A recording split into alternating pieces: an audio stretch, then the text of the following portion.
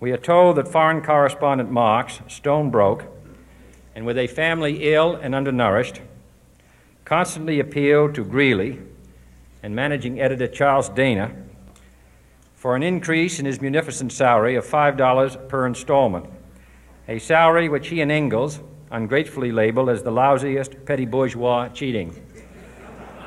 But when all his financial appeals were refused, Marx looked around for other means of livelihood and fame, eventually terminating his relationship with the Tribune and devoting his talents full-time to the cause that would bequeath to the world the seeds of Leninism, Stalinism, revolution, and the Cold War. If only this capitalistic New York newspaper had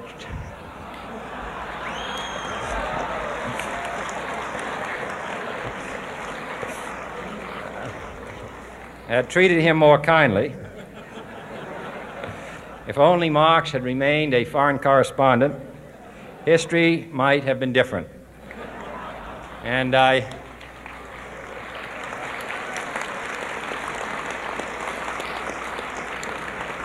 I hope all publishers will bear this lesson in mind the next time they receive a poverty-stricken appeal from a small increase in the expense account from an obscure newspaper man.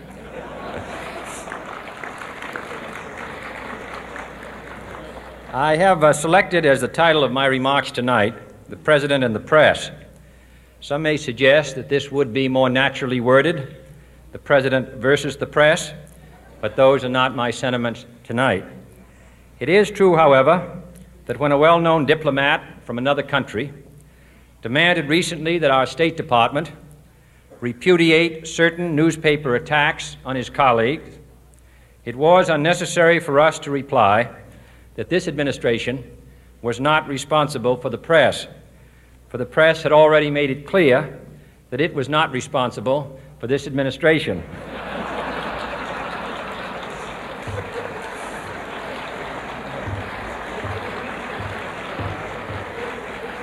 Nevertheless, my purpose here tonight is not to deliver the usual assault on the so-called one-party press. On the contrary, in recent months, I have rarely heard any complaints about political bias in the press, except from a few Republicans. Nor is it my purpose tonight to discuss or defend the televising of presidential press conferences. I think it is highly beneficial to have some 20 million Americans regularly sit in on these conferences to observe, if I may say so, the incisive, the intelligent, and the courteous qualities displayed by your Washington correspondents. Nor, finally, are these remarks intended to examine the proper degree of privacy which the press should allow to any president and his family. If, in the last few months, your White House reporters and photographers have been attending church services with regularity, that has surely done them no harm.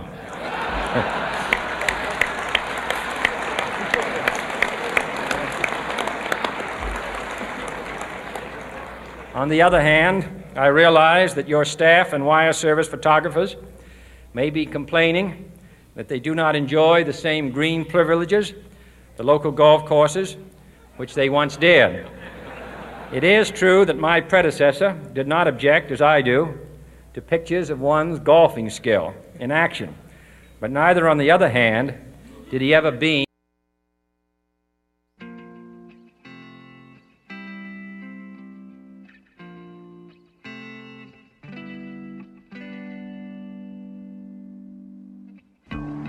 I think it's time we ask ourselves if we still know the freedoms that were intended for us by the Founding Fathers. They seem to be in full-scale retreat from spending cuts and are talking about raising people's taxes again. And I have only one thing to say to the tax increasers. Go ahead, make my day. If we lose freedom here, there's no place to escape to. This is the last stand on earth. Those who would trade our freedom for security have embarked on this downward course. Whether we believe in our capacity for self-government or whether we abandon the American Revolution and confess that a little intellectual elite in a far distant capital can plan our lives for us better than we can plan them ourselves. Conduit News Radio with Paul Harrell is on now.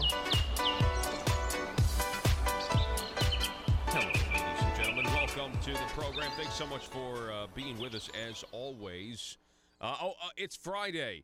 It's Friday. Thanks for starting the beginning of your week. Your weekend, rather. The beginning of your weekend. With us here at the intersection of conservative ideas and reality, where we are building a liberty machine here.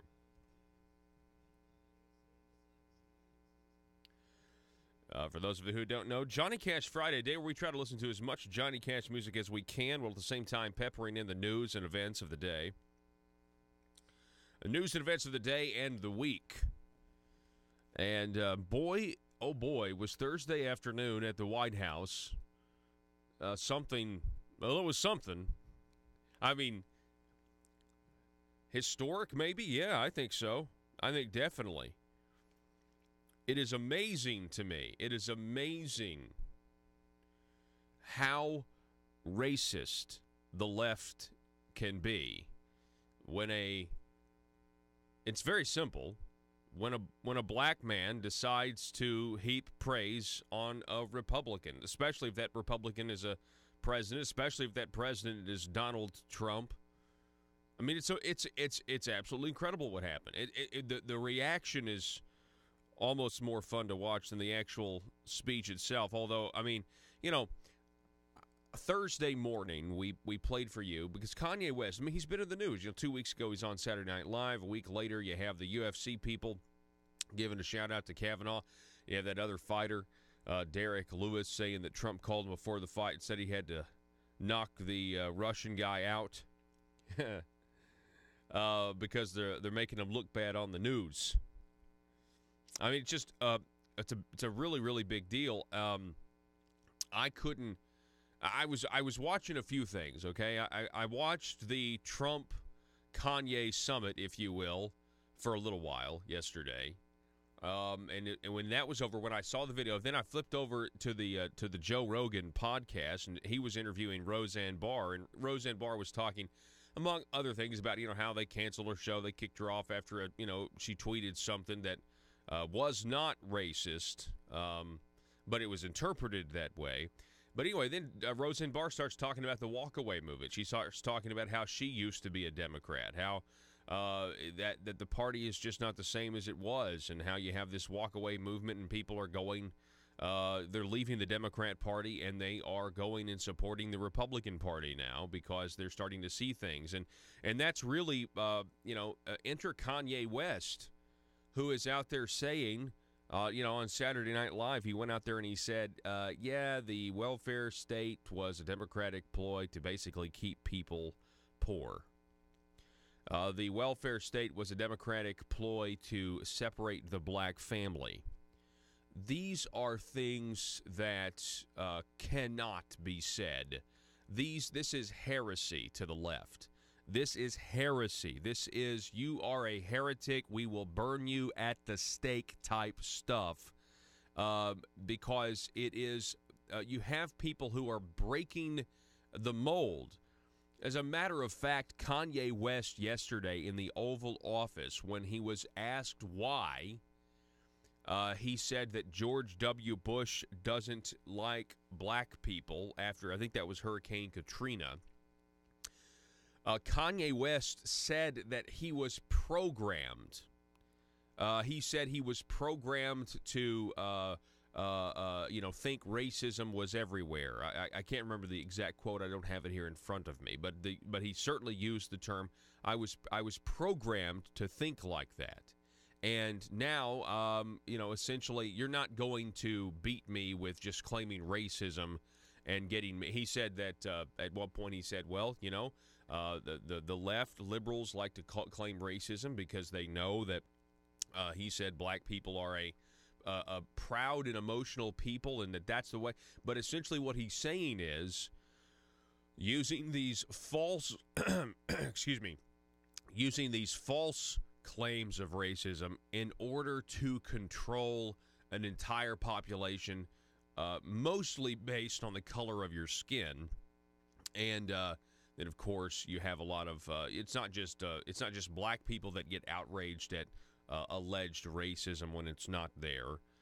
You also have, you have really a lot of, half the country that is just, constantly walking on eggshells, looking for instances to call out their neighbor. Oh, they're a racist. And that's where we are right now. Fascinating day yesterday when it comes to the culture in this country. Let's go ahead and listen to a little bit of this. If you get a chance today, listen to the whole thing. Now, there was some four-letter words that Kanye used, but I want you to remember CNN yesterday had guests on where they said that Kanye, they say this is what happens when N-words don't read, is what one black commentator said on CNN, I think Wednesday evening. And listen to Kanye West here and tell me if he sounds uneducated to you or not. Go ahead, Joe.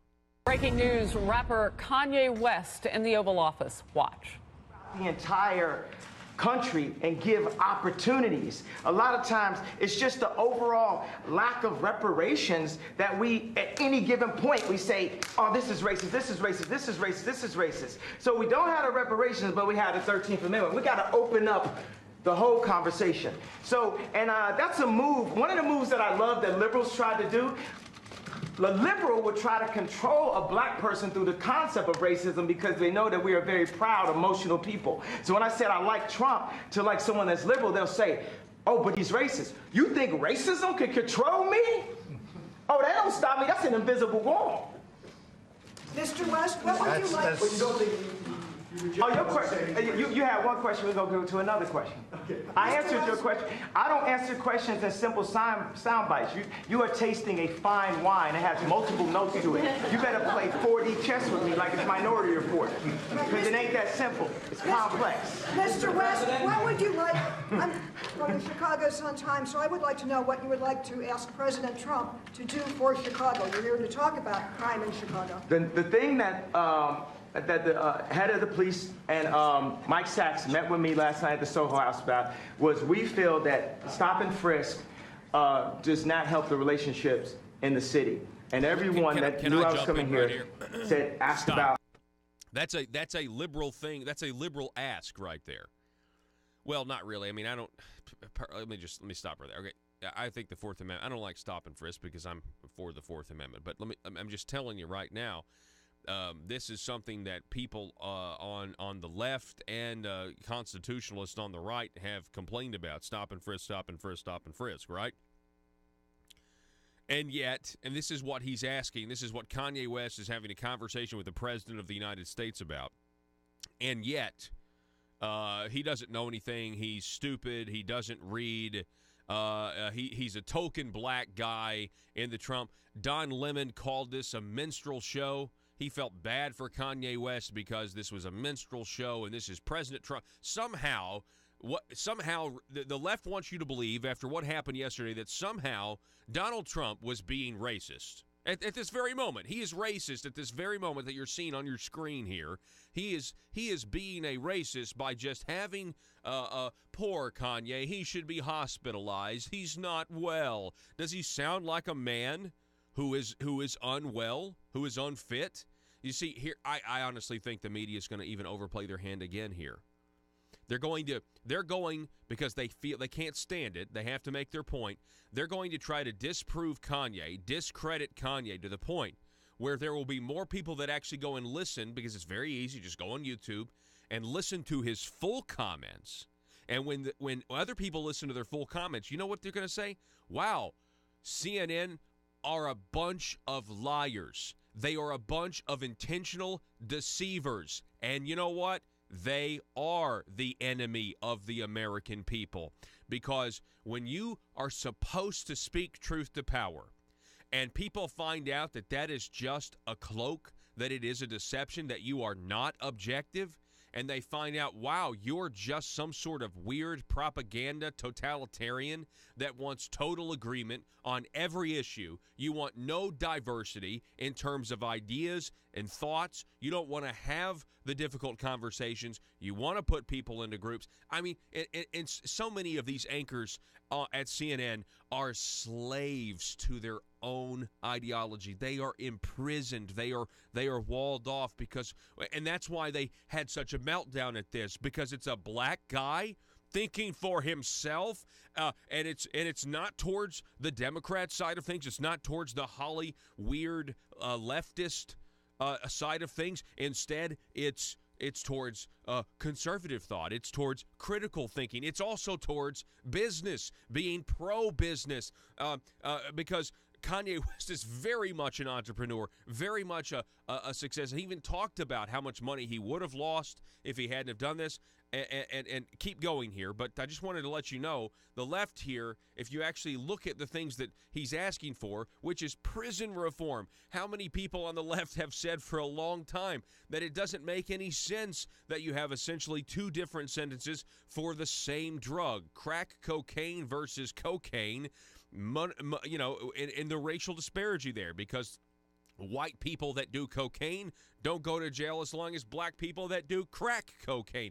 I mean, it's a big problem, and let's reform that, okay?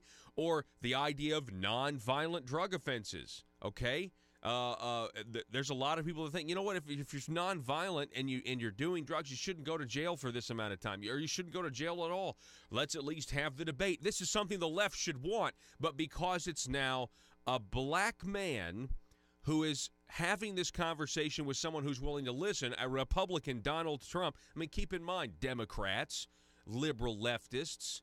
Here's President Donald Trump, a guy who is willing to really make a lot of conservatives mad by giving the DACA people everything they wanted as long as you build a wall. And the Democrats would have rather the illegal immigrants who are here and the DACA kids, the dreamers. The Democrats made a calculated decision. They're better off as victims that can be exploited to gain and keep political power than to give Donald Trump the ability to actually solve the problem that they claim is such a moral outrage. The dreamers, the DACA.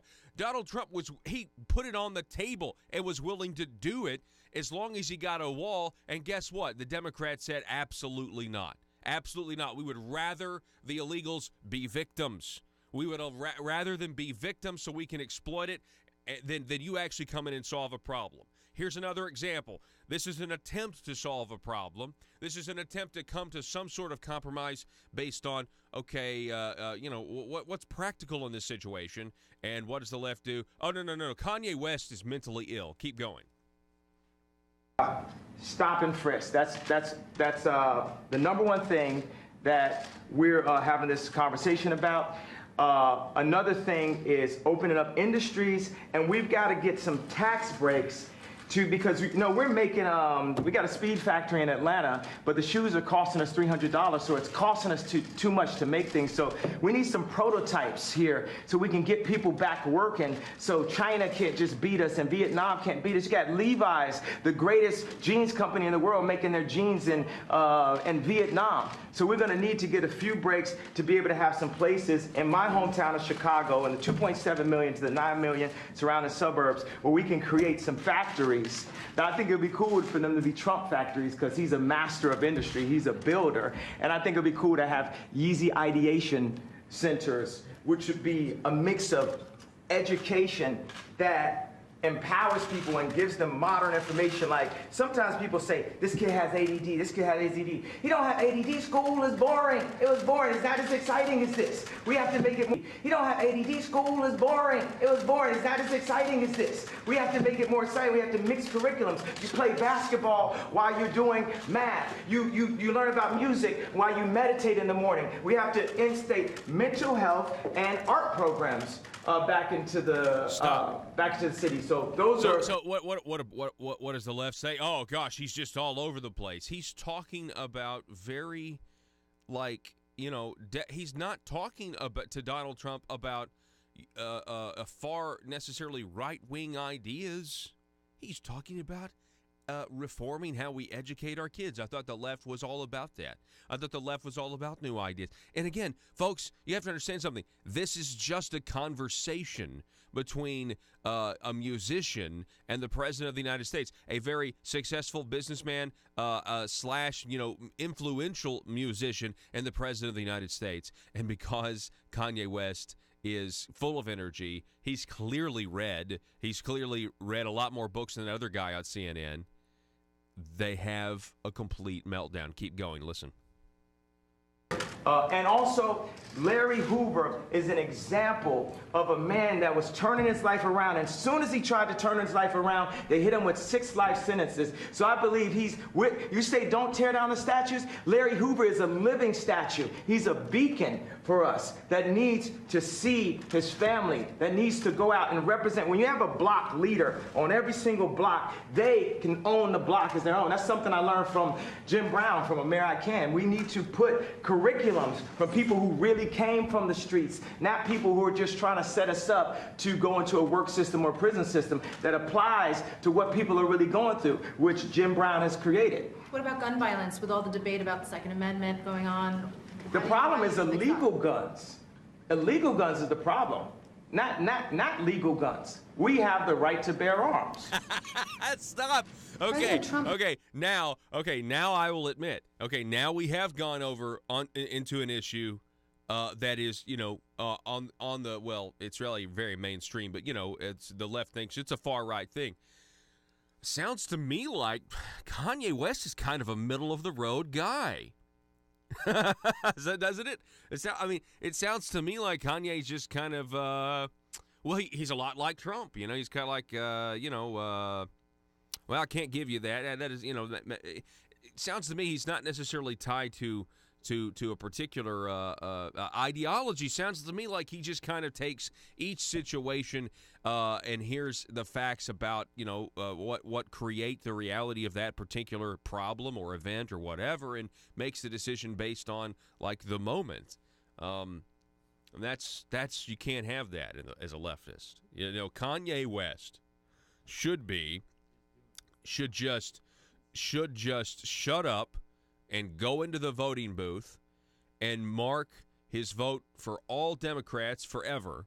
And if he does anything other than that, then he is a problem. And he needs to tell other young people in his songs to vote Democrat. And if he does anything other than that, he is a huge problem and a huge liability.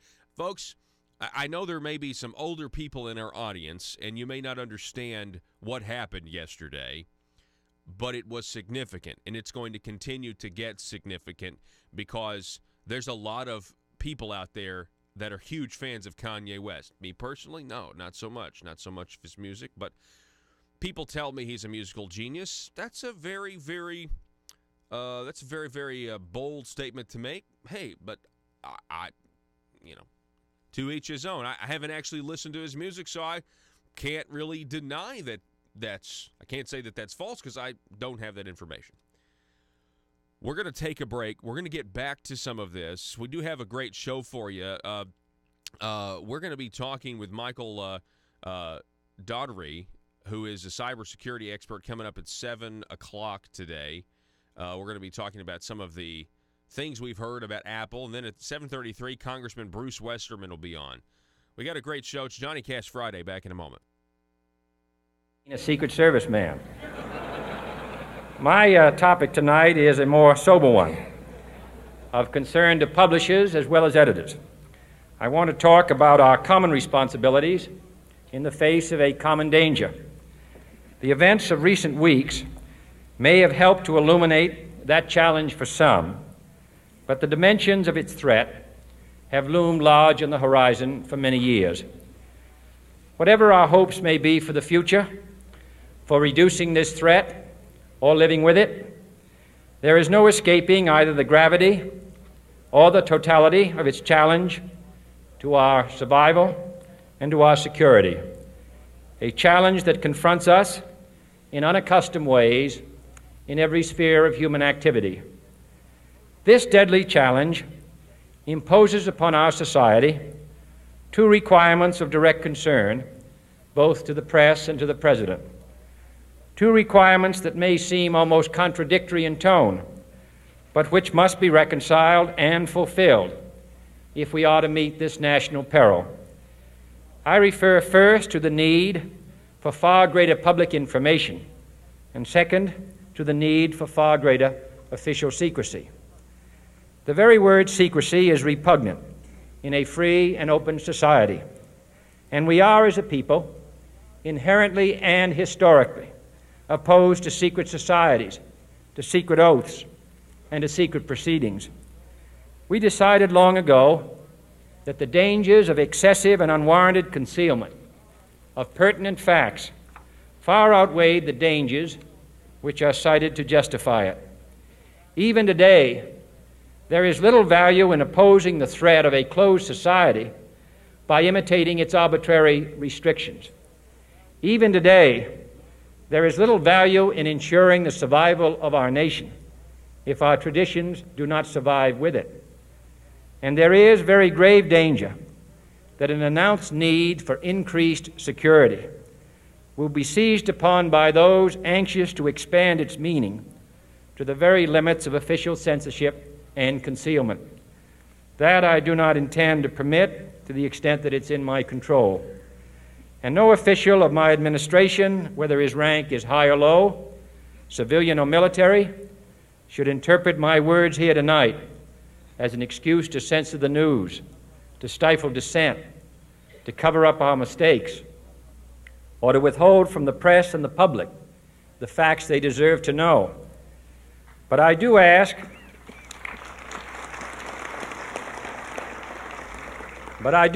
every publisher, every editor, and every newsman in the nation to re-examine his own standards and to recognize the nature of our country's peril. In time of war, the government and the press have customarily joined in an effort based largely on self-discipline to prevent unauthorized disclosures to the enemy. In times of clear and present danger, the courts have held that even the privileged rights of the First Amendment must yield to the public's need for national security. Today, no war has been declared, and however fierce the struggle may be, it may never be declared. Let's see here, we're going to reset. There we go. Welcome back to the program, 870-275-9799. We've got this comment on Facebook about what's going on with the fallout, what happened with Kanye West. We've got Bill on Facebook saying that Candace Owens, who is she's with the Turning Point USA organization, Candace Owens, Kanye West, Burgess Owens, Thomas Sowell need to start a 25-city speaking tour. Start the show with a 10-minute video clip of Clarence Thomas shredding Joe Biden and reveal these race-baiting liberals. Bill is exactly right. That would be huge. Can you imagine if you had that sort of coalition going on tour, just trying to educate people about what the truth is and how they've been so misled by these titans of media industry who have been fed been fed this bogus stuff. The information that they disseminate is designed to keep people passive. It's designed to keep people really just misinformed. Not uninformed, but misinformed. It's misinformation. We're going to take a break, reset. We have got half an hour this Friday under our belts. Johnny Cash Friday. Back in just a moment. In the traditional fashion, our way of life is under attack. Those who make themselves our enemy are advancing around the globe. The survival of our friends is in danger, and yet no war has been declared. No borders have been crossed by marching troops. No missiles have been fired. If the press is awaiting a declaration of war before it imposes the self-discipline of combat conditions, then I can only say that no war ever posed a greater threat to our security. If you are awaiting a finding of clear and present danger, then I can only say that the danger has never been more clear, and its presence has never been more imminent. It requires a change in outlook, a change in tactics, a change in missions by the government, by the people, by every businessman or labor leader, and by every newspaper.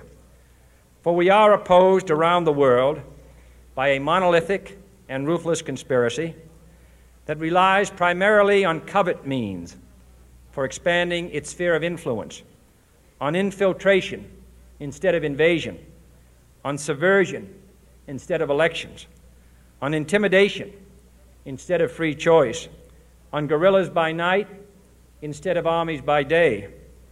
It is a system which has conscripted vast human and material resources into the building of a tightly knit, highly efficient machine that combines military, diplomatic, intelligence, economic, scientific, and political operations. Its preparations are concealed, not published. Its mistakes are buried, not headlined.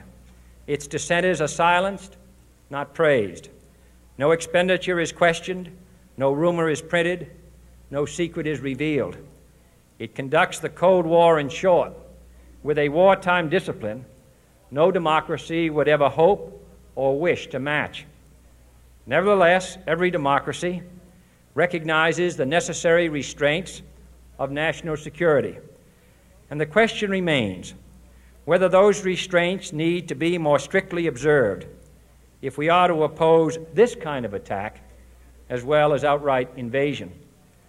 For the facts of the matter are that this nation's foes have openly boasted of acquiring through our newspapers information they would otherwise hire agents to acquire through theft, bribery, or espionage, that details of this nation's covert preparations to counter the enemy's covert operations have been available to every newspaper reader, friend and foe alike, that the size, the strength, the location, and the nature of our forces and weapons, and our plans and strategy for their use have all been pinpointed in the press and other news media to a degree sufficient to satisfy any foreign power, and that in at least one case, the publication of details concerning a secret mechanism whereby satellites were followed required its alteration at the expense of considerable time and money. The newspapers which printed these stories were loyal, patriotic, responsible, and well-meaning. Had we been engaged in open warfare, they undoubtedly would not have published such items. But in the absence of open warfare, they recognized only the tests of journalism and not the tests of national security. And my question tonight is whether additional tests should not now be adopted. That question is for you alone to answer. No public official should answer it for you. No governmental plan should impose its restraints against your will. But I would be failing in my duty to the nation in considering all of the responsibilities that we now bear and all of the means at hand to meet those responsibilities if I did not commend this problem to your attention and urge its thoughtful consideration. On many earlier occasions I have said, and your newspapers have constantly said, that these are times that appeal to every citizen's sense of sacrifice and self-discipline. They call out to every citizen to weigh his rights and comforts against his obligations to the common good. I cannot now believe that those citizens who serve in the newspaper business consider themselves exempt from that appeal. I have no intention of establishing a new Office of War Information to govern the flow of news. I am not suggesting any new forms of censorship or new types of security classifications. I have no easy answer to the dilemma that I have posed and would not seek to impose it if I had one. But I am asking the members of the newspaper profession All right, folks, welcome and back the to industry the in this program. Thanks so much country. for being with us on this Johnny Cash Friday. My name is Paul, and phone number 870-275-9799. We also have broadcast up at Facebook, I think. Hey, those of you watching on Facebook, will you just comment and say hi? And the reason I'm asking that is I think we're being censored right now, and I'm not really sure why. unless it has something to do with that President Kennedy speech from 1961 on April 27th to the American Newspaper Publishers Association. I mean, that's the only thing I can think. That's not it's not copywritten in terms of, something you can't use. It's public record. I'm not sure. Honestly, I have no idea why, if we are being censored or not, why we would on the Facebook platform. There's no Johnny Cash music that goes out on that feed. We monitor that pretty closely. I mean, I know to the dismay of the people listening online, terrestrial radio, yes, Johnny Cash Friday, but not the online side. So anyway, just say hi on Facebook if you're still with us, because people are joining, but I'm just not sure what's going on right now. And if you're listening to this and you are having trouble, go to the YouTube channel, Conduit News. You can comment there just the same. And if you do that, please subscribe and click the little bell to receive notifications. Oh, by the way, you know what we haven't talked about today, Joe, is the video. I mean, is the Asa Hutchinson / Mike Pence video where Mike Pence is telling us the dangers of China, juxtaposed to Asa, and multiple clips of him meeting with communist Chinese businessmen and secretaries from the Shandong province and trying to, basically sell Arkansas to the Chinese. We asked you to caption this. We asked you to give us an idea. What are some of the ideas that what do you want to title the video is what I'm trying to say. So we wanted the audience to title it. We've got some great suggestions. We still haven't decided on anything yet. When we do, we're going to upload it to YouTube. Hopefully, maybe by today we will. I think one of my favorite ones is Asa Hutchinson. That's pretty good. Somebody else said that Asia Works would be a good one. I would just tell you this. Unfortunately, not everybody out there, the whole state is not listening to Conduit News, and that's unfortunate. And so we want the average person to be able to see this title and have a clear, communicated thought as to what we're trying to point out, and that's the fact that it doesn't make any sense for anybody to try to bring China to Arkansas when we're in the middle of a trade war, if not in the middle of military saber rattling as well. It makes absolutely no sense. And they're stealing from us every single year. So what's going on? Why is Asa continuing to pursue this as his sole economic policy, or sole major economic policy? Okay, let's get back to Kanye West doing his Kanye best to upset the left, yo. Sorry, I know that was bad. Was that bad? Okay. Listen, though, it's serious. This is a cultural shift, and this is fantastic. And I'm thrilled that Kanye West is willing to sit down and have this conversation. Okay, go ahead. Let's listen to some more of this. Has said that he favors stop and frisk. Are you guys going to be discussing that? Do you think you can change his mind? Yeah, we're gonna discuss. I didn't mean to put you on blast like that, bro. But it's definitely. I'm open-minded. I'm here. Yeah. Mr. President, would you like him to speak at one of your rallies? He can speak for me anytime he wants. He's been a great guy. He's a smart cookie. Smart. He gets it. These two guys, Jim Brown, he's been doing this for a long time. Is he a future presidential candidate? Could very well be. Only after. Could very well be. That's good. I'm glad to hear that. We have a good, and the thing is, let's stop worrying about the future. All we really have is today. We just have today, over and over and over again, the eternal return, the hero's journey. And Trump is on his hero's journey. Okay, so I think, was this the point where Fox News said to, yeah, I think, but I think he had we are going to make America great. Now, the thing is, another thing is black people have an issue with the word again. And I believe my feeling from that is because I'm going to go all the way Sigmund with it, because time is a myth. All we have is now, all we have is today. So the word again, it doesn't hurt us because of the idea of racism and slavery and different things. It hurts us because we need to focus on who we are now, today. I believe. So I actually brought some hats in that have a bit of a transition. I'm not trying to put you up there spot a little bit. I made a hat. Yeah, it also, the reason, and I'm assuming Kanye West is correct here, that there are people in the black community that have a problem with the word again and Make America Great Again because they think it's somehow racist. Well, the only reason they think it's racist is because the media has told them it's racist. Oh, they're talking about going back to the days when black people were enslaved. Those were the good old days.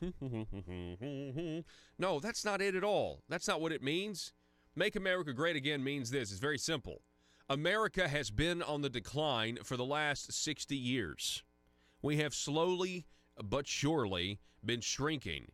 Our jobs have gone overseas. Our middle class is shrinking. And what made America great, a big portion of what made America great, was our middle class. It's what gives people the ability to have some leisure time to sit around and tinker in their garage, right? Because they don't have to worry about, I mean, they have to go to work, but they're not like, oh my gosh, how am I going to feed my family?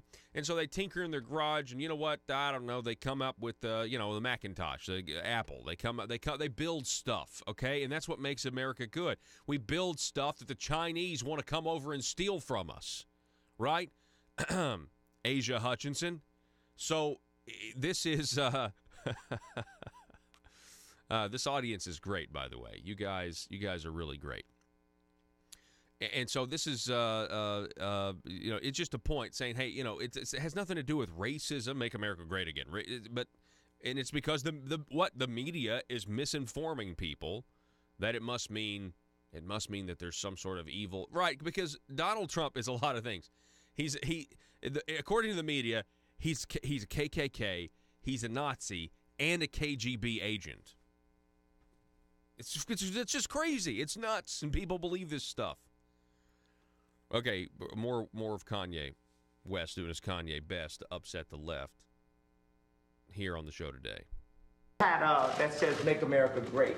Just that. But I would love to see, at the Super Bowl, Trump wearing the Make America Great hat, Colin wearing the Make America Great, and showing that we can bend a bit on this side, we can bend a bit on this side, and we can learn how to be malleable in the infinite universe that we are and the loving beings that we are. That we don't have to stick to all traditions. And we aren't a side. We are one unit. We are one country. One of the reasons you have the media melting down here is not just it's the fact that you have a black man who's sitting with a Republican president who happens to be Donald Trump, and they are having a conversation, a healthy conversation, right? But he's also talking about the idea of peace. Media can't have peace. The media hates peace. They need the emotional reactions of people that they're controlling. What he just suggested there, whether you agree with it or not, right?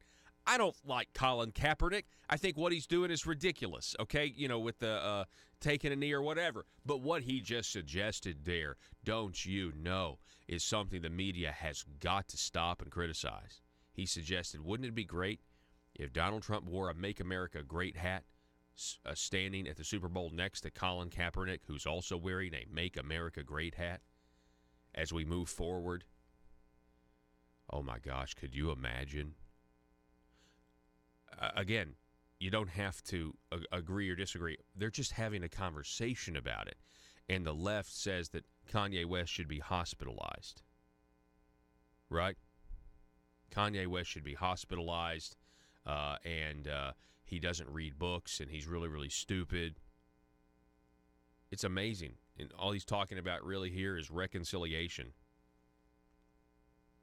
They want people, they are upset. They see the polls. Black approval of President Trump's gone from 15 to 30%. There's a lot of people that are starting to think that, hey, I think a lot of African Americans may come out and vote in the midterms, and they may vote for Republicans.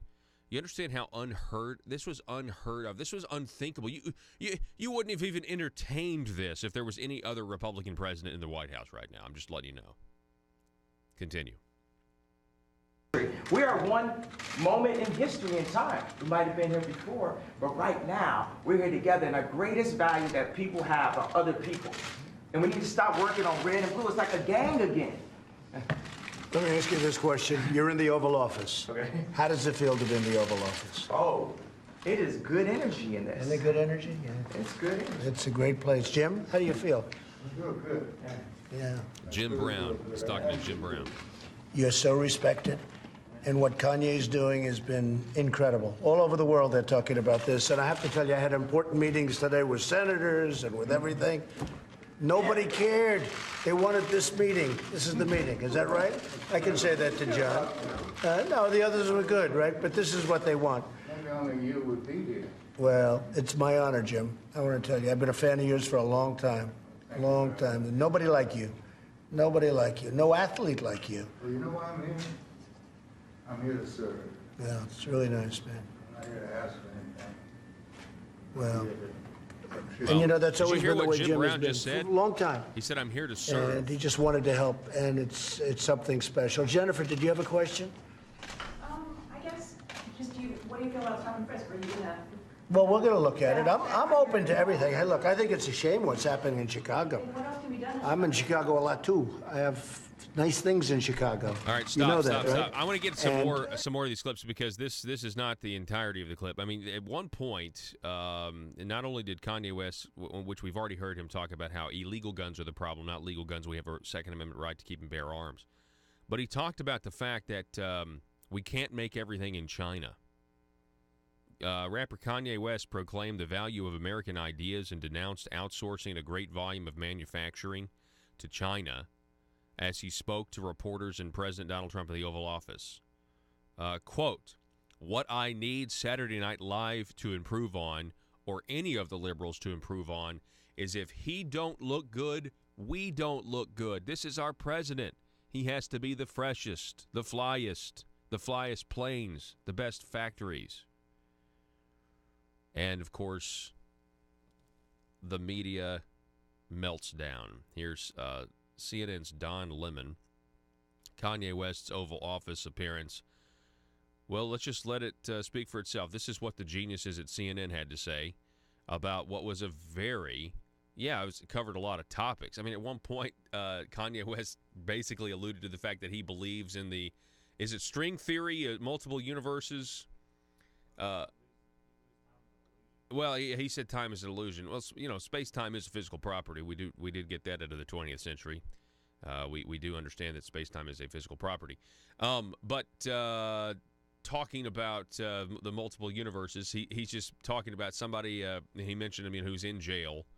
And he said, so in another universe, I'm that guy in jail. And so, we've got to do something. Anyway, like I said, all this stuff, what a lot of people don't realize is, that may sound crazy to you, but there's a lot of young people that are having, these conversations out there and do what now, Joe? Yeah, that prescribe to these ideas. There's a lot of people that do, whether you believe them or not or whatever. The bottom line is it's just a conversation. And boy, is it intimidating to people. I mean, can you imagine?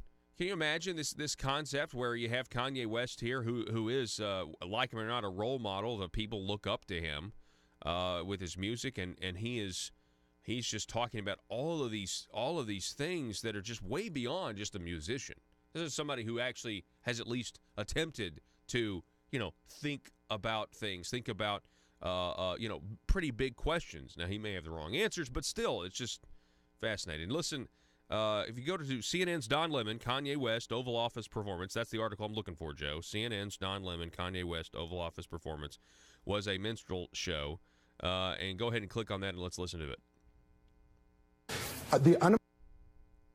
If we can get this thing queued up here. That if you mess up and you accidentally something happens, you fall and you end up next to the Unabomber. Let me give this guy a hug right here. I love this guy right here. Yeah, amen. Yes. He did most of the talking in the Oval Office. Don, what did you think? Wolf, I have no animosity for Kanye West. I'm just going to be honest, and I may get in a lot of trouble for it. I actually feel bad for him. What I saw was a minstrel show today. Him in front of all of these white people, mostly white people, embarrassing himself and embarrassing Americans, but mostly African Americans, because every one of them is sitting either at home or with their phones, watching this, cringing. I couldn't even watch it. I had to turn the television off because it was so hard to watch. Him sitting there being That's because used Don Lemon, let me tell you something. You had to turn it off because if you kept the TV on, you'd have to realize that you're living a lie right now, man. You had to turn it off because you couldn't handle the truth. Because if you kept it on, you'd have to ask yourself some hard questions as to what am I doing? What institutions am I working for, and what are their goals, or what's the reality of what I'm doing to people? Am I keeping people mentally enslaved by reporting this dribble, this garbage, this misinformation? That's why you had to turn off the channel.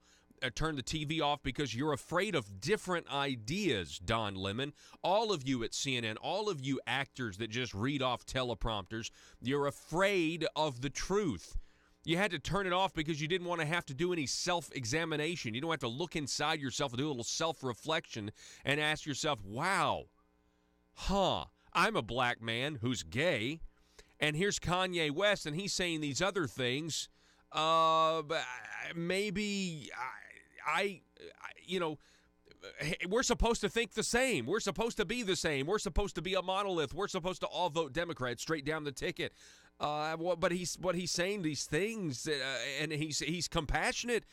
The people who agree with some conservative points are supposed to be Hitler. They're supposed to be Nazis. They're not supposed to be compassionate. They're not. So people on the right aren't supposed to want to get prison reform, and they're not supposed to do these things. This man is talking. Kanye West was talking about prison reform while wearing a "Make America Great Again" hat, and that fact alone is just too much for the intellectual infants at CNN and the rest of the mainstream media. We're going to take a break. Back in a minute. To re-examine their own responsibilities, to consider the degree and the nature of the present danger, and to heed the duty of self-restraint, which that danger imposes upon us all. Every newspaper now asks itself, with respect to every story, is it news? All I suggest is that you add the question, is it in the interest of national security? And I hope that every group in America, unions and businessmen and public officials at every level, will ask the same question of their endeavors and subject their actions to this same exacting test. And should the press of America consider and recommend the voluntary assumption of specific new steps or machinery, I can assure you that we will cooperate wholeheartedly with those recommendations. Perhaps there will be no recommendations. Perhaps there is no answer to the dilemma faced by a free and open society in a cold and secret war. In times of peace, any discussion of this subject and any action that results are both painful and without precedent. But this is a time of peace and peril which knows no precedent in history. It is the unprecedented nature of this challenge that also gives rise to your second obligation, an obligation which I share. And that is our obligation to inform and alert the American people, to make certain that they possess all the facts that they need and understand them as well, the perils, the prospects, the purposes of our program, and the choices that we face. No president should fear public scrutiny of his program, for from that scrutiny comes understanding, and from that understanding comes support or opposition, and both are necessary. I am not asking your newspapers to support an administration, but I am asking your help in the tremendous task of informing and alerting the American people. For I have complete confidence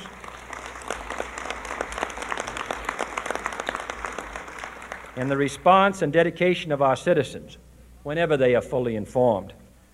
I not only could not stifle controversy among your readers, I welcome it. This administration intends to be candid about its errors. For as a wise man once said, an error doesn't become a mistake. Russellville-based firearms manufacturer Omega are making clones of the most notable German firearms in the world. These delayed roller lock firearms have been and are currently used by law enforcement and military worldwide. At Omega, they manufacture their guns right here in Arkansas and produce the best reproduction in the marketplace that comes with a complete 5-year warranty. At Omega, they take firearm manufacturing seriously and offer discounts to active and retired law enforcement. Whether you're using Omega firearms to defend the public, defend your family, or for target practice, Omega has your back. For pricing, go to omega-guns.com. That's omega-guns.com. If you're like me, you believe that small business is the heart of Arkansas's economic engine, and it should be viewed that way by the politicians in Little Rock. Conduit for Commerce also believes, like you and I believe, policies that achieve less regulation and lower taxation help small business in Arkansas thrive. Other policies like small, constitutionally consistent government and reducing citizen dependency on government keeps it from growing and expanding its influence on our daily lives. Conduit for Commerce works every day to educate the general public and legislators on these important priorities in the name of Arkansas small business. By the way, contributions to Conduit for Commerce are tax deductible. Log on now to conduitforcommerce.org and click on Contact Us on the right side of the page. That's conduitforcommerce.org. Go there now and learn the facts on protecting small business in Arkansas. Stake until you refuse to correct it. We intend to accept full responsibility for our errors, and we expect you to point them out when we miss them. Without debate, without criticism, no administration and no country can succeed, and no republic can survive. That is why the Athenian lawmaker Solon decreed it a crime for any citizen to shrink from controversy. And that is why our press was protected by the First Amendment, the only business in America specifically protected by the Constitution, not primarily to amuse and entertain, not to emphasize the trivial and the sentimental, not to simply give the public what it wants, but to inform, to arouse, to reflect, to state our dangers and our opportunities, to indicate our crises and our choices, to lead, mold, educate, and sometimes even anger public opinion. This means greater coverage and analysis of international news, for it is no longer far away and foreign, but close at hand and local. It means greater attention to improved understanding of the news, as well as improved transmission. And it means, finally, that government at all levels must meet its obligation to provide you with the fullest possible information outside the narrowest limits of national security, and we intend to do it. It was early in the 17th century that Francis Bacon remarked on 3 recent inventions. Official. Already, we have been censored. We have been censored by Facebook. I thought it was a lot of things, but I am now convinced. I have a hypothesis. We've been censored by Facebook today. Our video has been taken down by Facebook because we spent a whole hour talking about Kanye West. They think they lost the 2016 elections because of too much internet freedom on Facebook.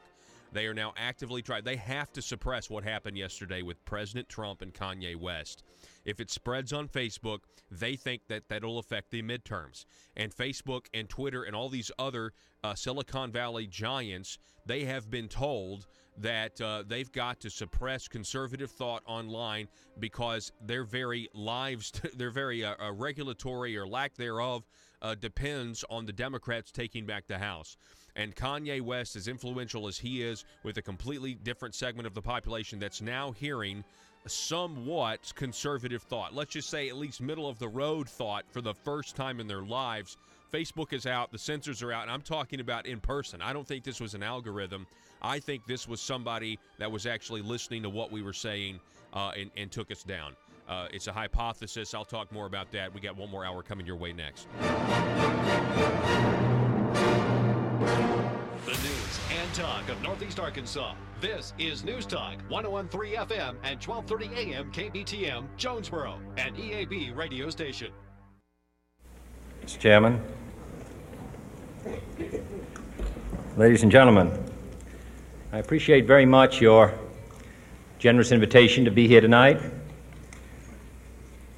You bear heavy responsibilities these days, and an article I read some time ago reminded me of how particularly heavily the burdens of present-day events bear upon your profession. You may remember that in 1851, the New York Herald Tribune, under the sponsorship and publishing of Horace Greeley, employed as its London correspondent an obscure journalist by the name of Karl Marx. We are told that foreign correspondent Marx, stone broke, and with a family ill and undernourished, constantly appealed to Greeley and managing editor Charles Dana for an increase in his munificent salary of $5 per installment, a salary which he and Ingalls ungratefully labeled as the lousiest petty bourgeois cheating. But when all his financial appeals were refused, Marx looked around for other means of livelihood and fame, eventually terminating his relationship with the Tribune and devoting his talents full-time to the cause that would bequeath to the world the seeds of Leninism, Stalinism, revolution, and the Cold War. If only this capitalistic New York newspaper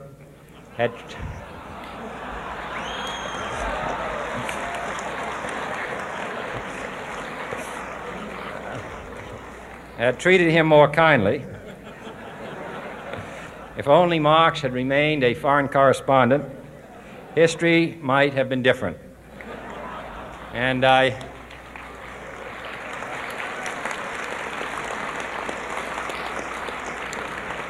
I hope all publishers will bear this lesson in mind the next time they receive a poverty-stricken appeal from a small increase in the expense account from an obscure newspaper man.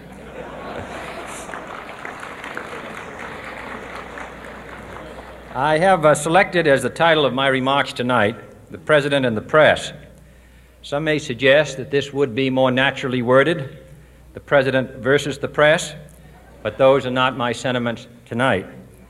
It is true, however, that when a well-known diplomat from another country demanded recently that our State Department repudiate certain newspaper attacks on his colleagues, it was unnecessary for us to reply that this administration was not responsible for the press, for the press had already made it clear that it was not responsible for this administration.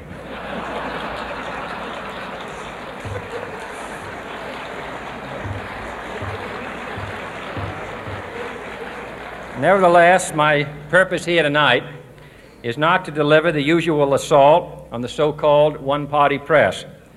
On the contrary, in recent months, I have rarely heard any complaints about political bias in the press, except from a few Republicans. Nor is it my purpose tonight to discuss or defend the televising of presidential press conferences. I think it is highly beneficial to have some 20 million Americans regularly sit in on these conferences to observe, if I may say so, the incisive, the intelligent, and the courteous qualities displayed by your Washington correspondents. Nor, finally, are these remarks intended to examine the proper degree of privacy which the press should allow to any president and his family. If, in the last few months, your White House reporters and photographers have been attending church services with regularity, that has surely done them no harm.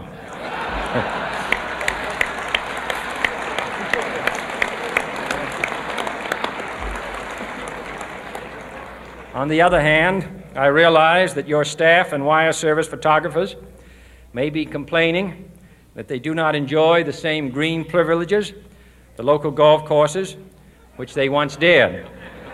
It is true that my predecessor did not object, as I do, to pictures of one's golfing skill in action, but neither, on the other hand, did he ever be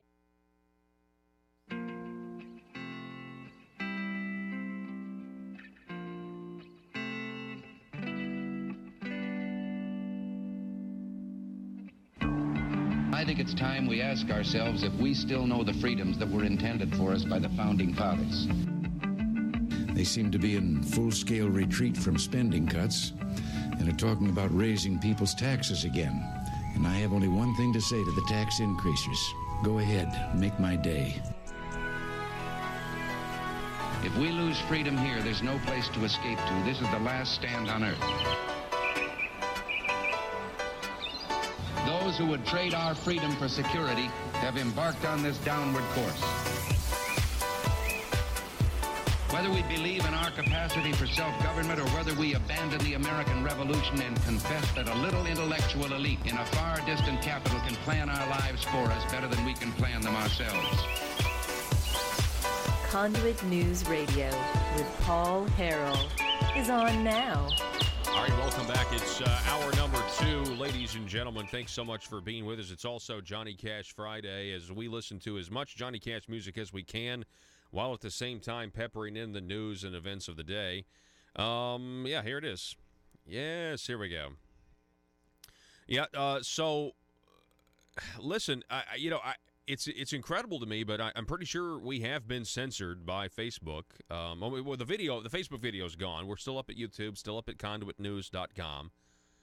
But I really think it's not a copyright issue, from what I can tell, because we don't play any Johnny Cash music over Facebook or anything else. We just play it over our terrestrial stations that are glad enough, or our affiliates rather, that are carrying the program across the state of Arkansas. You guys get to hear the Cash music, which is fine. I honestly think it's because we talked about Kanye West and President Trump the entire hour. I really do. I think they have to control. I think they have to control this message getting out, because Kanye is such an influencer, and he is. What happened yesterday at the White House was incredible. It was incredible. And the media, of course, melting down. Hollyweird melting down. Anyway, I'll talk more about that. Coming up at the bottom of the hour, we'll also be talking to Congressman Bruce Westerman from Arkansas's 4th Congressional District. Hey, folks, I want to introduce you to a cybersecurity analyst. His name is Michael Dougherty. Michael Dougherty, and he's the director of the National Cybersecurity Society, board member at NetShield Corporation, and he joins us now. Michael, thanks for coming on the program this morning. Oh, good morning. Thanks for having me. Yes. Were you just kind of listening to that lead in? I mean, I know as a cybersecurity, national cybersecurity, expert and everything else, just what are your thoughts on how Silicon Valley seems to be censoring opinions they don't agree with anymore? Well, it's the front face of a whole culture of people that think that the Constitution is secondary when they know they're right, and any ends justify the means. And it's kind of terrifying, because the hypocrisy is you just shake your head, because these are the people that hold up the 60s as if it was a golden era, and they seem to think we still are in that era. But ironically, they're championing these massive corporations that it's just bizarre. I mean, it's kind of like if the unions loved Henry Ford in the early 20th century. These people are just clueless, but they're kind of frothing at the mouth, and so they do bad things. Yeah, they certainly do, and I like how you said it, that the Constitution or the ideals behind the Constitution don't matter to them if they think they're right. And what's really happened here is that their ideology is being rejected. And and they don't like to lose. And so instead of figuring out, well, why is it being rejected? Maybe I need to, they just say, well, you know what? Those people that disagree with me, even though it's, half the country or more, they are just too stupid. And they need me. They need us to censor them. A huge story a couple of days ago about the Good Censor, a document that was in Google that was, essentially detailing a totalitarian way of thinking, very diabolical, where they just are willing to sacrifice freedom and open thought and open debate for control and civility, as they call it. Did you see that report on the Good Censor, Michael? I did not read the whole thing, but I know quite a bit about it, and it's just another validation of their intolerable smugness. I mean, the tone, the attitude, the arrogance that is just permeating everything, and it's just fine with them. And that is the group think that is very dangerous, because when you're an employee in a culture like that, in a company that big, you don't get any outside input, and your survival and your paycheck is involved, and you go along to get along, and you don't even realize it. It's a big group culture movement. It's very it's incredible, because these companies have grown from these cute little tiger kitties, till these vicious cats that will maul you. They've got massive power, and let's not forget, when Obama was beating Romney, he was sitting with one of the founders of Google that night, and that's the type of power that gets unleashed, because Google's not just a search engine. It seems to want to mold society, and it's very dangerous, folks. It's growing up very quickly. We're talking with Michael Dougherty, and he is the author of The Devil Inside the Beltway, the shocking expose of the U.S. government's surveillance and overreach into cybersecurity, medicine, and small business. I mean, that seems very broad. I mean, what were you... just tell us about this book. I mean, that seems like it's kind of the control that these big people have. It's everywhere. It's not just in one spot. I got nailed early. I was a healthcare entrepreneur for years, and my company got hacked. We didn't know it was hacked at the time. We got a call saying, "Hey, we found your files out in cyberspace. Would you like to hire us to fix it?" When we wouldn't hire them, they got quite indignant and turned us over to the government. Government started investigating us. I wrote a book that's like a novel about it. It's a true story, and it's got all their communications and how they roll. And it's really just a gun-to-the-head enforcement of, we're the federal government. We're going to just grind you to a pulp unless you agree to consent to our inspecting you for 20 years. Completely lawless. And I found out that they are so incompetent and without accountability.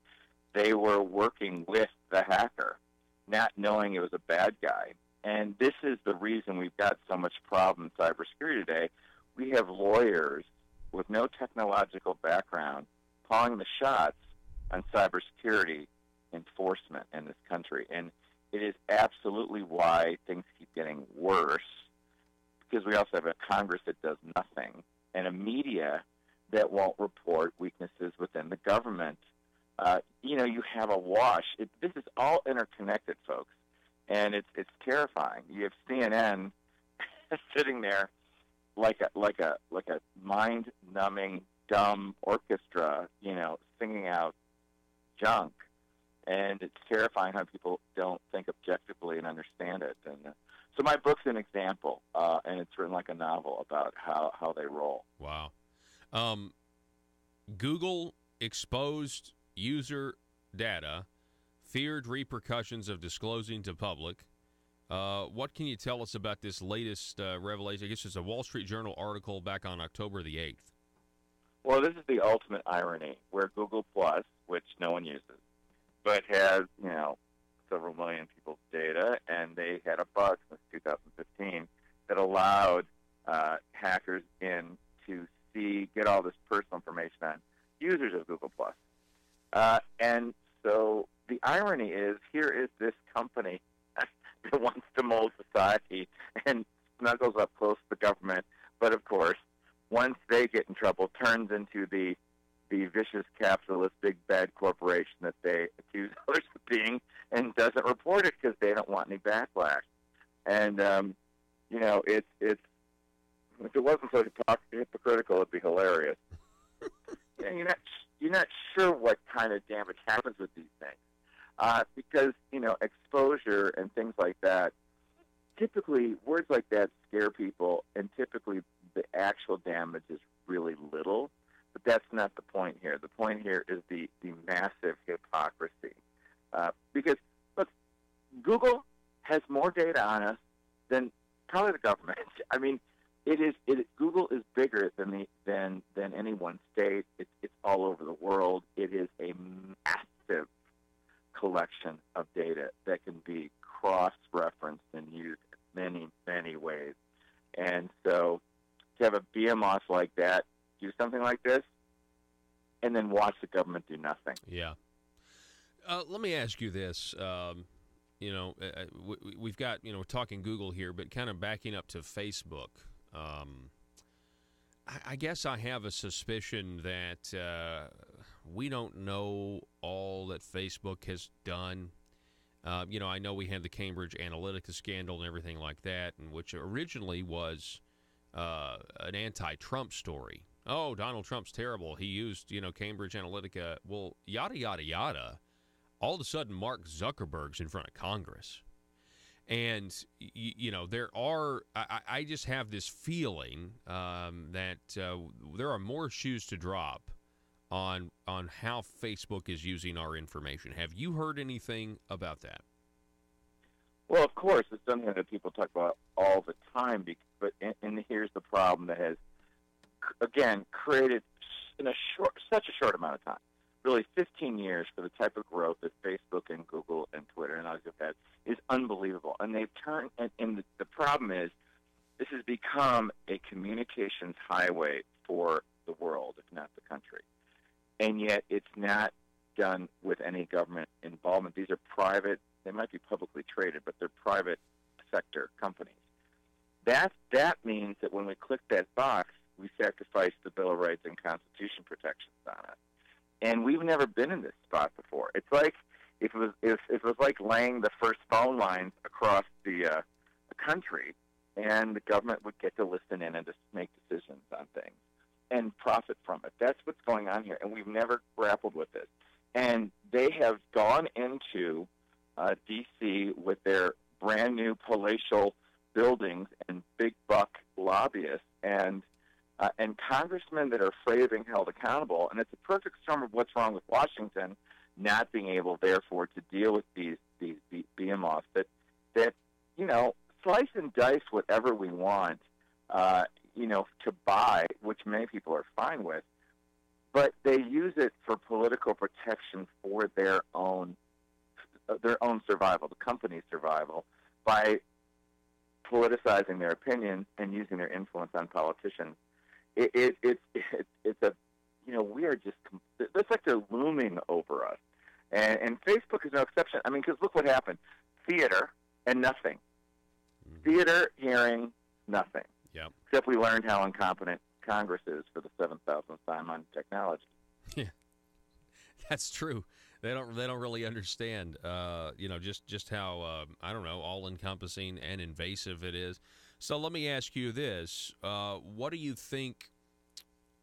How do we balance this? At what point does the internet become kind of like the equivalent of a public sidewalk? I mean, I know Facebook is private, but at the same time, if I wanted to start a social media company, I would be relying on Google, for example, that, in order to, be on the first page of the search engines eventually or whatever. And, of course, you have Facebook and Google and all these other people acting, in coordinated fashions now to suppress conservative thought and that sort of thing.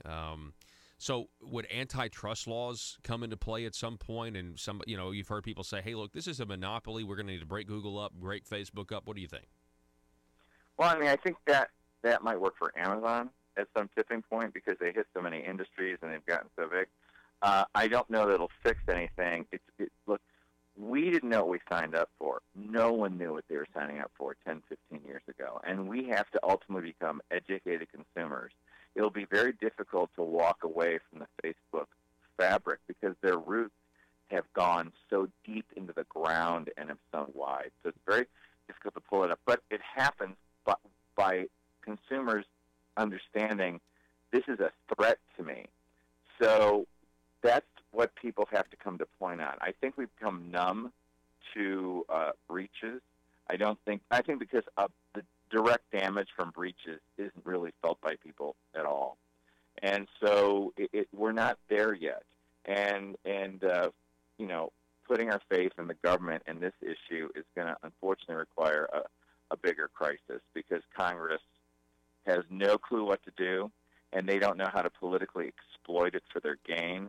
So they'll just let it sit there and rot until they're forced to, really by their constituents, and I don't think the public gets it yet.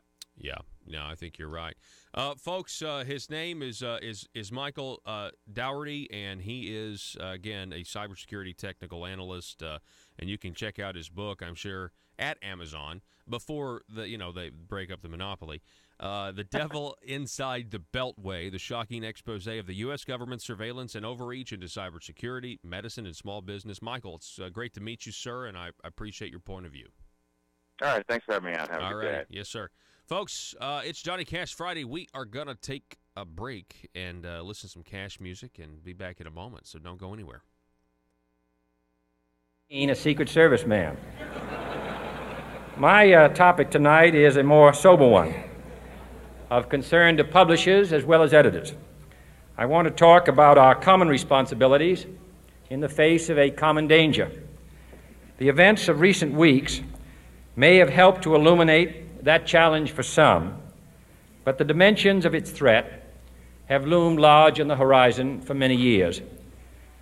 Whatever our hopes may be for the future, for reducing this threat or living with it, there is no escaping either the gravity or the totality of its challenge to our survival and to our security, a challenge that confronts us in unaccustomed ways in every sphere of human activity.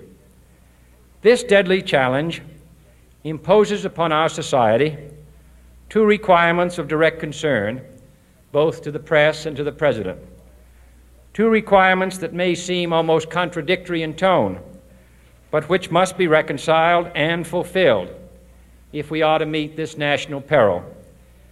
I refer first to the need for far greater public information, and second, to the need for far greater official secrecy. The very word secrecy is repugnant in a free and open society, and we are, as a people, inherently and historically opposed to secret societies, to secret oaths, and to secret proceedings. We decided long ago that the dangers of excessive and unwarranted concealment of pertinent facts far outweighed the dangers which are cited to justify it. Even today, there is little value in opposing the threat of a closed society by imitating its arbitrary restrictions. Even today, there is little value in ensuring the survival of our nation if our traditions do not survive with it.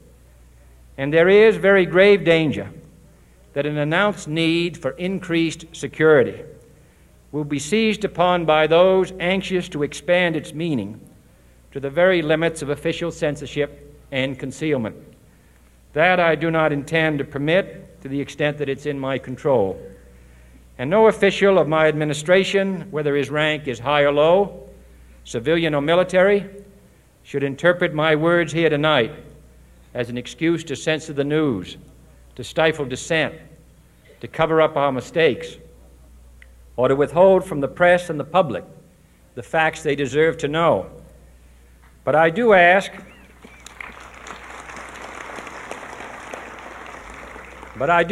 every publisher, every editor, and every newsman in the nation to re-examine his own standards and to recognize the nature of our country's peril.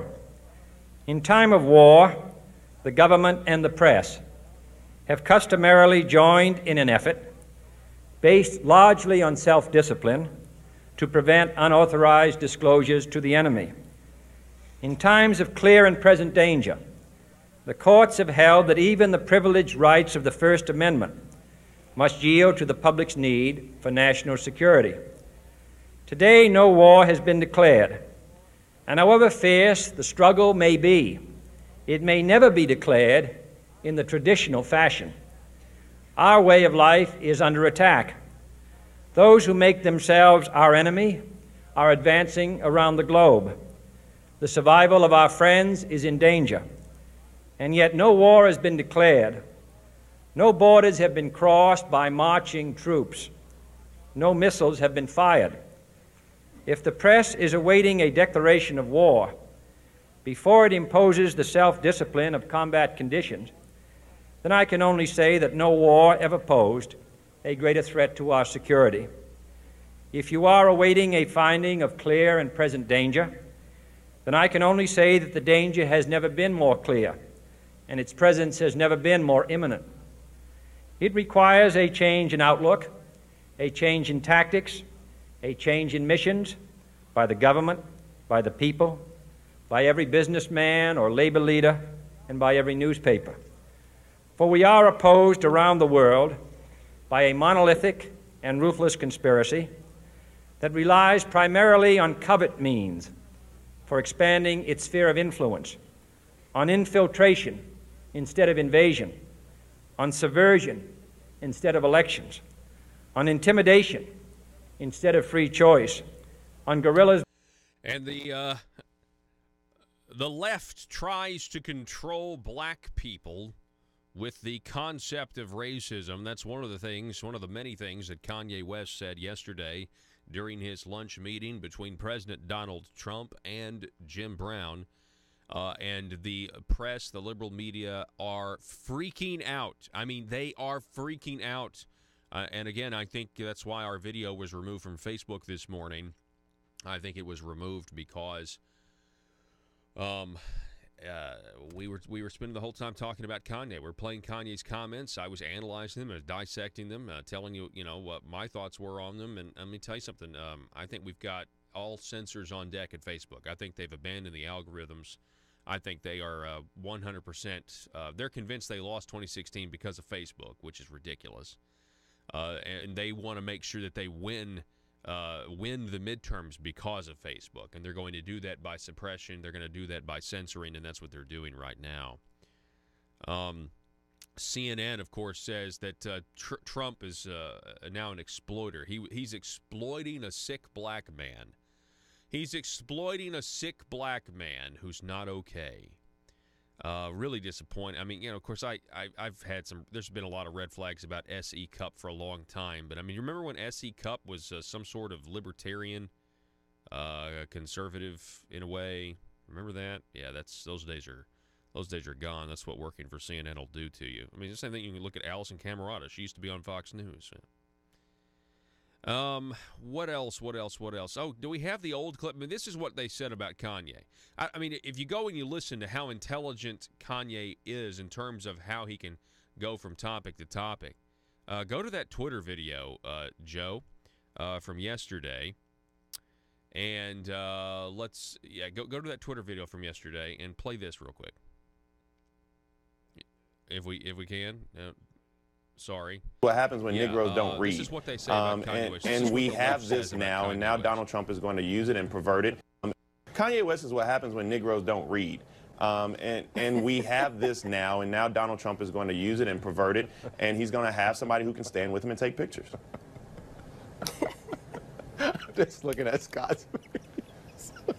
Listen, black folks are about to trade Kanye West in the racial draft, okay? They've had it with him, and he's an attention whore like the president. He's all of a sudden now the model spokesperson. He's the token Negro of the Trump administration. CNN, this is ridiculous. CNN is just going full racist at this point. That's all that they know to do, because you have a black man who is saying, I'm going to think in a more diverse way than you say that I should. And, of course, Don Lemon yesterday said that the Trump-Kanye meeting was just something akin to a minstrel show.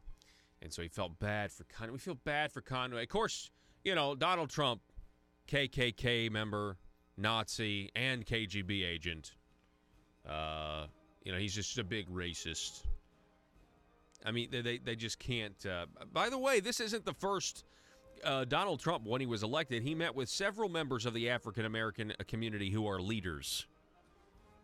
Anyway, we're going to take a break, and we'll be back in just a moment.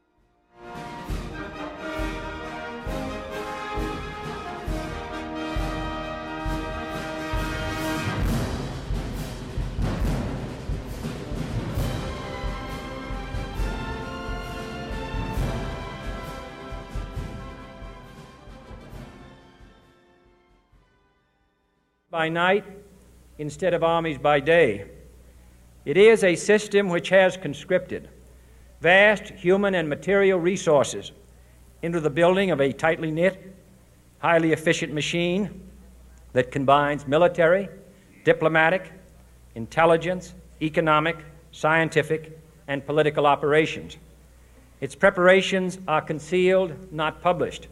Its mistakes are buried, not headlined. Its dissenters are silenced, not praised. No expenditure is questioned, no rumor is printed, no secret is revealed.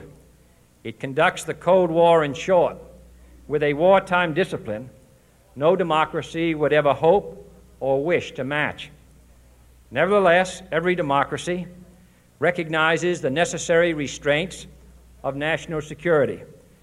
And the question remains whether those restraints need to be more strictly observed if we are to oppose this kind of attack as well as outright invasion.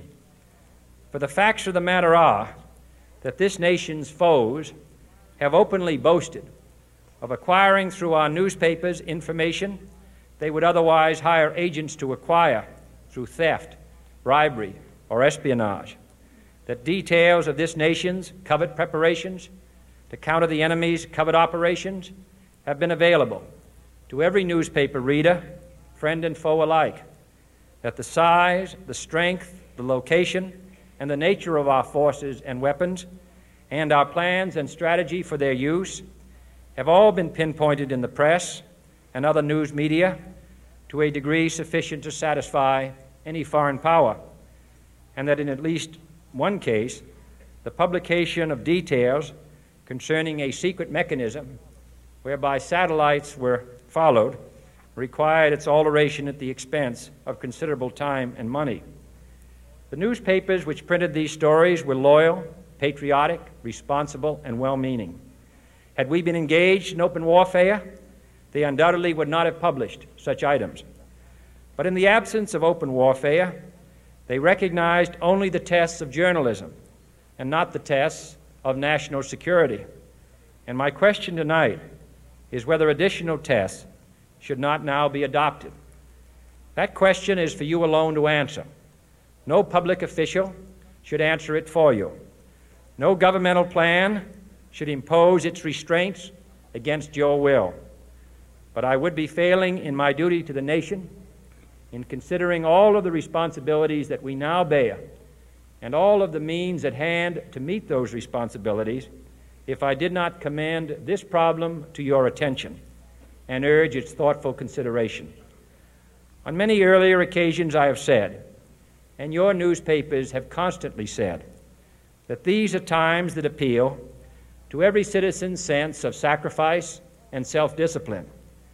They call out to every citizen to weigh his rights and comforts against his obligations to the common good.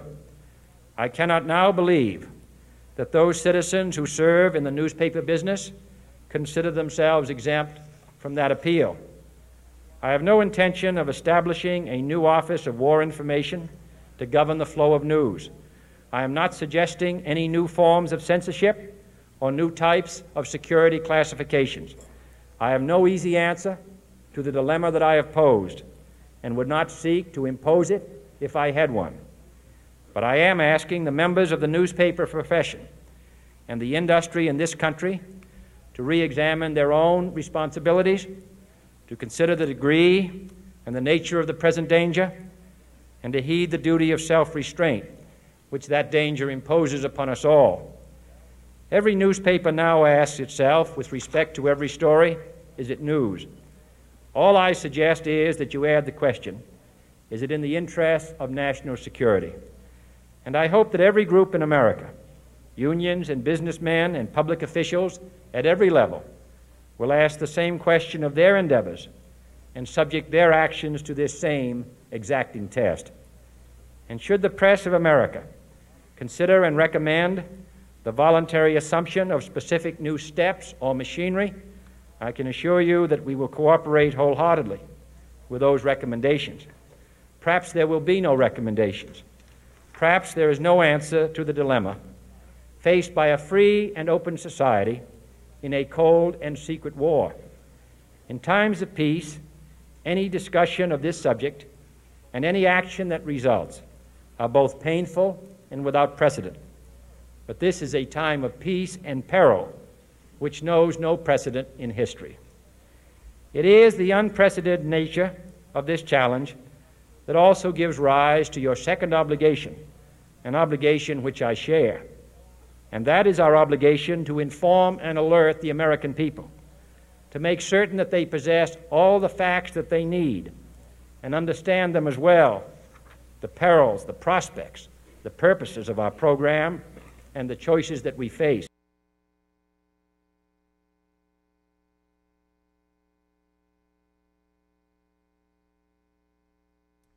All right, folks, welcome back to the program. Thanks so much for being with us today. We're kind of the home stretch here on this Johnny Cash Friday, and we are so excited that you guys are with us. Thanks for starting the beginning of your weekend with us here at the intersection of conservative ideas and reality. Hey, folks, welcome back to the program. We got Congressman Bruce Westerman on the line. Bruce, how's it going, sir? Good, Paul. How are you today? I'm doing well. I'm doing really well. Hey, how's that? Starting to feel like fall in Arkansas a little bit. It is. Yeah, I know. Yesterday I got up and I was like, the deer are moving today. I mean, they certainly are, Yeah. Their neck will start swelling here before long. Hey, just real quick, generally, how's the re-election campaign going? Oh, it's going well. We're working hard and doing all the things we're supposed to do, getting ready to go up on TV and radio and send the mail out, and just trying to get the message out on the good things that have been happening in our country. A lot of people want to tell you there's not good things happening, but there's actually some really good stuff happening under this Republican Congress and President Trump. I certainly would agree with that. There are some positive things happening. There is, I believe, we're in the middle of a cultural shift as well.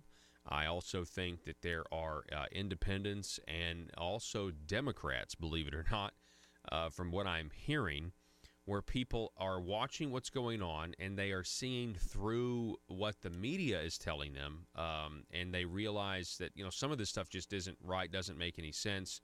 And some of them are planning on voting Republican straight down the ticket because, the tactics of the left, the leftist tactics are kind of, driving people away from the Democrat Party. Are you hearing that as well? Yeah, I am. I'm having Democrats tell me that they're going to vote for Republicans this time. And it's not, it's more of the extreme liberal movement out there. The Bernie Sanders, I forget this girl's name in New York. Just come on the scene. Ocasio-Cortez. Yeah, Ocasio-Cortez. Yeah. Yeah. They're becoming the loudest voice on the left, and they're really, it's a socialist movement, and Bernie's, I guess, a self-declared socialist, and it's really more like the freedom and liberty that from the French Revolution, not the American Revolution. It's one with no responsibility and it's every man for himself kind of thing, and that's where some people are pushing our country, and it's dangerous. It gets away from the foundations of what America's built on, and I think most people will see through that. We're talking with Congressman Bruce Westerman. Congressman, when you get reelected, what are your plans? What do you want to do for this next term? Well, there's several things I want to work on. We've been working a lot on an immigration bill. I think we've got to get that issue settled, get the wall built, get security along the border taken care of, deal with the visa lottery program and the chain migration, the DACA kids that were brought here, not knowingly themselves breaking the law, but we've got to do something to, I think, give them legal status, no right to vote or citizenship or anything, and then you've still got this estimated 10 to 12 million of the DACA parents who came here knowing they came illegally. And, how do you deal with them? And the best solution that I've heard so far that we're putting into some legislation is you have them pay a $10,000 or $12,000 fine over a 5-year period to make restitution for breaking the law. And then that would give them legal status, no citizenship, no right to vote. And you also, if they're got a criminal record, you send them back. And if people don't want to pay the fine, you let them go back and they can wait 4 years and apply to come back. But I've talked to some faith-based organizations and businesses, and a lot of people have run this idea by, and people seem to like it when they give it thought. And another part of that is if you take 10 million people times $10,000, that's $100 billion, which would build the wall 5 times over. So there's, people laughed when President Trump said that Mexico would pay for the wall. Well, if these aren't American citizens and they're paying this fine to, and you take that money to build the wall, then essentially it's not Americans' tax dollars that are paying to build it. Plus, you get all these people registered and they're paying taxes, and I think there's a lot of win-wins on that. Yeah, and also as far as Mexico paying for the wall, you also have the new trade agreement between Mexico, the United States, and Canada. Some people are saying that one of Trump's economic advisors said, hey, look, we just won the Super Bowl. Other people say, hey, look, if Congress approves this will be really good, and in a way, Mexico will pay for the wall in that way. Have you heard that? Do you agree with that? What do you think? Oh yeah, that's one way you could look at it. And these agreements that they're coming up with on trade, I know there's some struggle and there's some pain getting there. There's some farmers that are seeing low soybean prices, and the issues with China, which I think will eventually be worked out. But if you look at the progress the administration's making, they got an agreement with the EU, they got an agreement with Mexico and Canada and Japan, and they're just going down the line, and eventually China will be in a position where they have no choice but to deal with it. And I was with the president a couple of weeks ago at a dinner, and he was talking about the China trade issue, and he said what people don't realize is they've already just about exhausted everything they can put tariffs on, and said we've still got another $200 or $300 billion worth of Chinese goods coming into our country we can put tariffs on. He said so they're basically out of the negotiating room, and he makes a good point there that the trade imbalance with China and the United States is so much that they've got a whole lot more to lose than we do. But again, that's not a situation you want to be in for a long time. But at least we're in an economy that's growing at over 4% with super low unemployment and wages rising. So it's a good time to be negotiating and trying to get these trade deficits going in the right direction. I appreciate your optimism on the China trade war essentially working itself out. Eventually, because they're out of negotiating room. What do we do with the intellectual property theft, though? I mean, $600 billion a year. It's a big deal. Yeah, it's a huge deal, and that's one of the things that I think a lot of people don't realize is that the Chinese have absolutely no problem, no moral problem or ethical problem with literally taking U.S. intellectual property and duplicating it and driving the U.S. inventors out of business. I mean, they'll take proven equipment and they'll take it apart and see how it's built and start building it in China and ship it here for a low price. I saw that back when I was doing engineering work, where they would take equipment that had been built in the U.S. and they would build it in China and put the same brand name on it and everything else and ship it over here like it was the American-made equipment, and sell it for a lower price, and then when it would break, send it back to the factory you thought it came from, and they'd say, "Well, we're sorry, but we didn't build it. Wow, a Chinese knockoff." Yeah, and that's they're doing that with electronics and everything else. What about militarily? As far as China goes, the South China Sea. Have you seen the photos of these artificial islands and the runways and stuff? Oh yeah.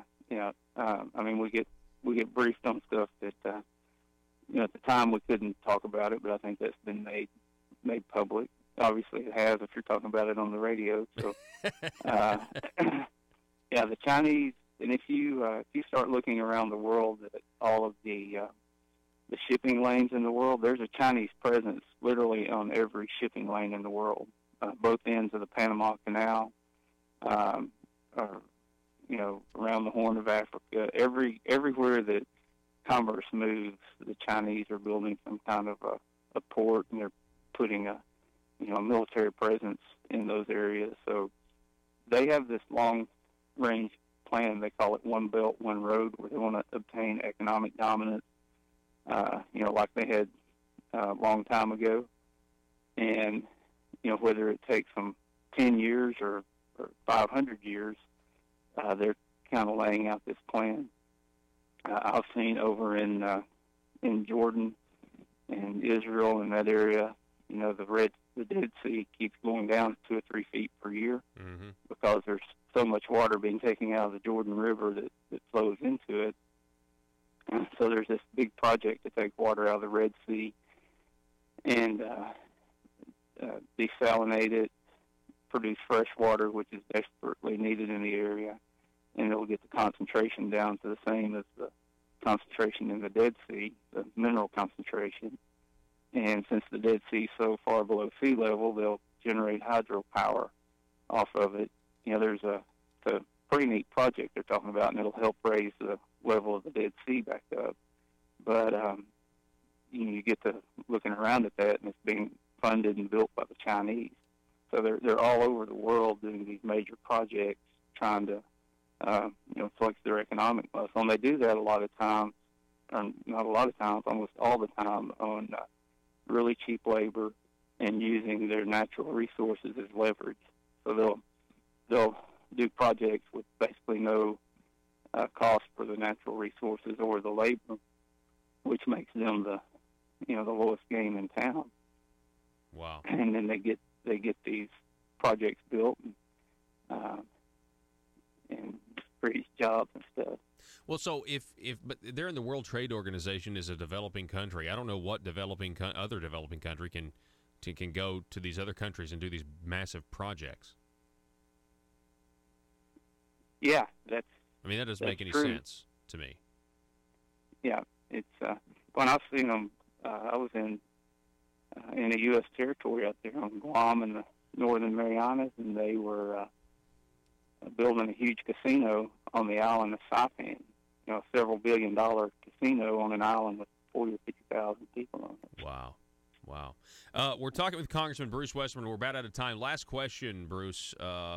What's the biggest obstacle that's still facing the Congress right now in your mind? In my mind, it's and we actually made some improvement on it this summer, is getting to regular order and doing the appropriation bills and not having these huge omnibus bills and getting the spending under control. And I give President Trump a lot of credit for us getting this appropriation bill done before the fiscal year ran out to fund the military. Funded about, I think about 80 to 90% of all the cost of the federal government for next year, and that's because the President said back in March when that last one was passed, he said, I'm not signing another one, and I think that got the Senate's attention, and they actually did the work they were supposed to do and got an appropriation bill passed that we sent over. Congressman Bruce Westerman, it's always great to have you on. Best of luck in your reelection, and we'll talk to you again soon, okay?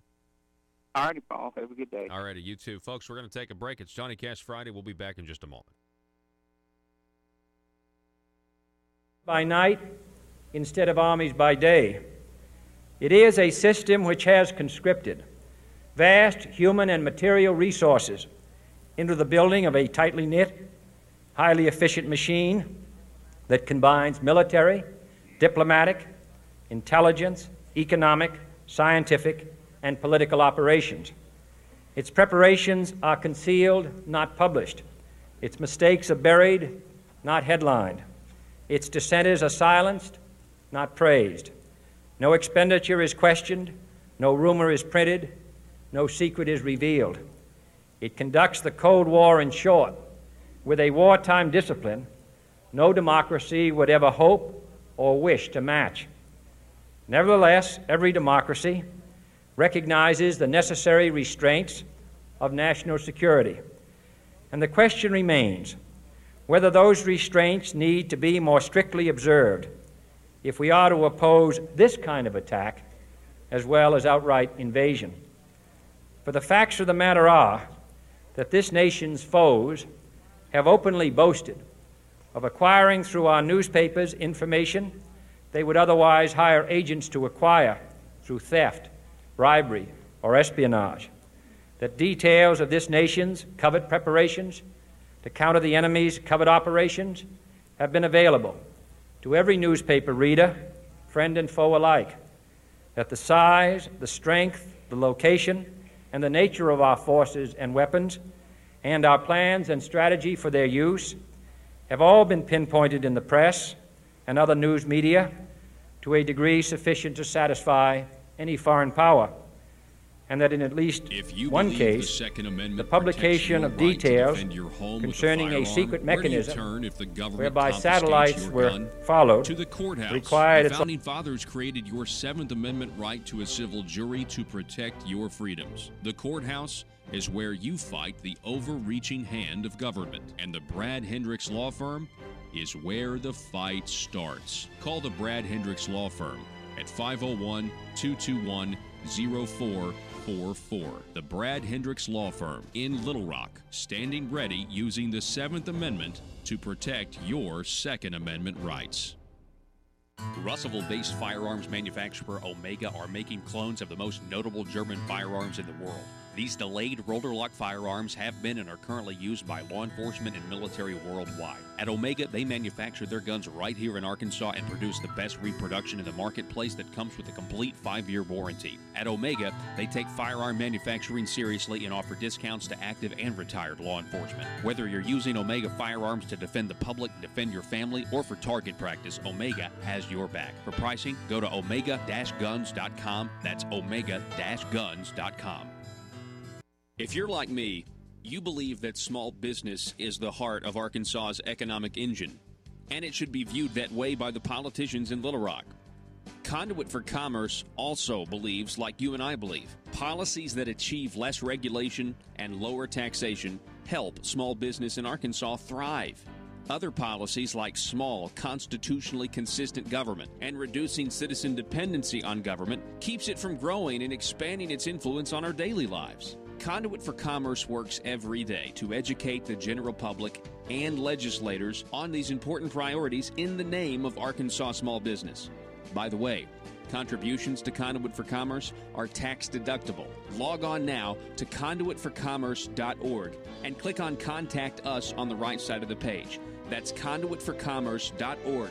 Go there now and learn the facts on protecting small business in Arkansas.